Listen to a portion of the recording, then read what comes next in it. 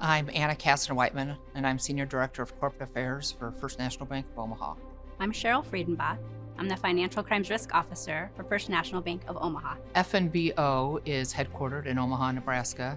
It's a $33 billion bank. We are one of the largest privately held banks in the nation, and we're in the sixth generation of family leadership. We have 5,000 employees across our footprint. The original founders of the bank wanted the bank to be successful, of course, but also said that they wanted a bank that would be involved in their communities. And that is exactly what we're doing with this initiative and others, and being involved in our communities and trying to help Nebraskans who are struggling with human trafficking. I spend my day fighting financial crimes, and I see the various types of crimes that occur through our community. And human trafficking is one that is tough, it's raw, it's heartbreaking. And if we can do just one or two things to help get those victims into the support functions faster, we should do that. The scale is hard to determine, and when I got involved in this project, I was blind in that I thought it was just a big city problem and never imagined that there'd be problems like this in small towns like where I grew up, and I found out that there was. The initiative started because of our relationship with Verafin and data that provided our financial crimes group. It also helped when we hired a new employee who is retired from the Nebraska State Patrol. He also had a lot of contacts with the Human Trafficking Task Force in Nebraska. That kind of really came to light for us, the problem of human trafficking in Nebraska, but the data that we had and the collaboration that was needed with investigators. I've seen where financial data has been used to prosecute the network and the members of the network. I've also seen firsthand where an organization that looks at social media and other activity provides a heat map of where that activity is occurring to law enforcement. That helps them identify where to put their resources around human trafficking. We've talked to forensic nurses in the medical field, and they have data about where victims are coming into the hospitals and emergency rooms. Our goal is to put all that data together, use technology to provide that data to law enforcement so that they can see that earlier in the process.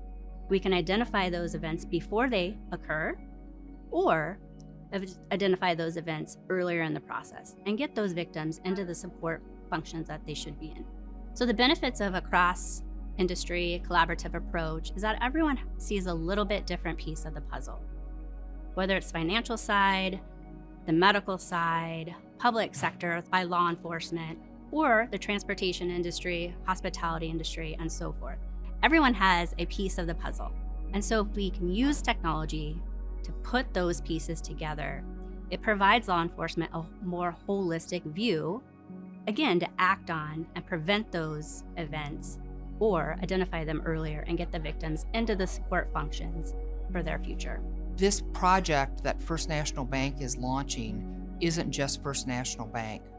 We are reaching out to other corporate citizens, other foundations, other community partners, government entities to try to collaborate to grow this fund, which is very specific on helping eliminate the bad actors. And we are focusing on education, technology, and data. And that is the focus of what we are trying to do to eliminate human trafficking in Nebraska. Government and nonprofit entities will be able to apply for funding through the Nebraska Community Foundation, through the grant process, with their needs based on education, data, and technology.